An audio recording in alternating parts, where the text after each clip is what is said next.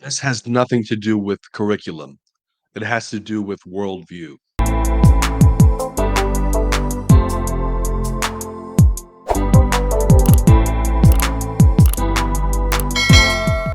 Salutations, hope all is well. I am FloridaFreddie. Today we'll be going over an article from Florida's Voice by Michael Costeines. My apologies if I pronounced your name wrong. So this article is entitled Broward Schools Approves Sex Ed Curriculum in Close Vote Amid Controversial Teachings. Fort Lauderdale, Florida. The Broward County School Board approved Tuesday a lengthy sexual education curriculum that includes gender identity in a 5-4 vote. The 720-page curriculum for grades 6 to 12 and 287-page curriculum for K through 5 was met with mixed reaction from Broward County citizens during the meeting. First and foremost, sex ed curriculum should not be in schools at any age. It's not the school's responsibility to teach your kids about sex. It's a parent's responsibility to teach about sex. Um, so disappointed a curriculum, kindergarten. I would not be expecting this in Florida, but it's happening here in Florida, the freest state in the nation. But there's still a fight to be had. Prior to the curriculum vote, school board chair Lori Al-Hadoff attempted to have the board remove a lesson for grade 9 on sexual decision making. The material involves students participating in fake role plays and scenarios around sex and sexual situations. It also asks students to reflect on their own feelings about rape and sexual abuse. Now imagine this, you're a parent, ninth grader, what is that, 13 years old, participating in role plays about sexual decision making. Al-Hadaf called the lesson inappropriate. I agree with that. The motion to remove that portion of the lesson was denied by the board in a 5-4 vote. It's unfortunate that 5 members of the board supported curriculum with inappropriate material that should be introduced at home between a child and their parents. Board member Tori Alston told Florida's Voice after the vote. As a former county commissioner and current school board member, I join other parents supporting age-appropriate curriculum in our schools and other discussions that should take place at home first, Alston said. However, some speakers did not want to remove the curriculum. Students need the opportunity to work, rehearse the ability to be able to speak to consent, said one speaker. If we don't give them opportunities to be able to speak to consent, they won't have, they will not have had the opportunity to drink, to think through those things when they are placed in bad situations. My apologies. Sometimes I need to be hooked on phonics. Unt- entitled Reproductive Health and Disease Prevention Education. The curriculum will be sent to the Florida Department of Education for final approval. If rejected, Broward School Board will need to submit a new syllabus. Several residents complained they did not have the time to review the over 1,000 pages of proposed material in just days. And that's one of the shady things that these boards will do sometimes in terms of informing parents, informing neighbors, informing the community, not giving it enough notice to read this material.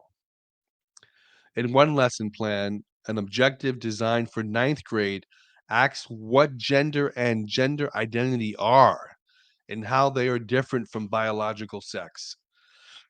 And again, this is all about worldview. This is all about teaching a worldview that might be in contradiction to yours and to your faith. It then asks, how does someone determine whether you're a babe, whether you're a boy or girl? And when you're born, how do you know what your gender is? The curriculum further detailed differentiating body parts on boys and girls, determined biological sex instead of gender. The subjective matter also highlights how people identify as cisgender and transgender. I hate that term, cisgender. Caution the board on attempting to defy the science. We're well aware of that there are some children in our school populations who struggle with their sexual identity. But for the first time in history of Broward, there is many resources available, said one public speaker. We have to help. We have help for those children. Attempting to defy the science in terms of the Y chromosome and the X chromosome, which biologically define our children, is wrong, that speaker said. In a statement to Florida's Voice, Moms for Liberty of Broward County objected to the school board's decision. This curriculum includes topics such as anal sex and oral sex education for 6th graders and instruction on condom use for 8th graders. Many parents and community members, including myself, believe that this curriculum deviates from principles laid out by Florida law. Spokesperson Corey Pinheiro said. Parents were only able to view this 3 days prior to the school board voting. It is over 700 pages and it was not distributed to parents, Pinheiro said. Other public speakers encouraged the board to pass the curriculum. It's important for students to learn about such things as consent, hygiene, gender, STI prevention, and healthy relationships, said one speaker. Curriculum on these topics that is both medically accurate and age appropriate can protect youth from grooming, child abuse, unprotected sex, unintended pregnancies, and more. Under conditions made by the board, parents are allowed to opt out of the curriculum. Obviously, I would encourage all parents in Broward County to opt out of this curriculum, um, if you care about your kids' health in terms of what they're learning, what these schools are teaching your kids. It's not a school's responsibility. It's not to teach a kindergarten about gender. Oh, speaking of that, in kindergarten, one lesson plan titled Understanding Our Bodies, the Basics, instructs students that there are some body parts that are mostly girls have and some parts that mostly just boys have. I'm sorry, what the F does that mean? Some body parts that mostly just girls have and some parts that mostly just boys have. Okay.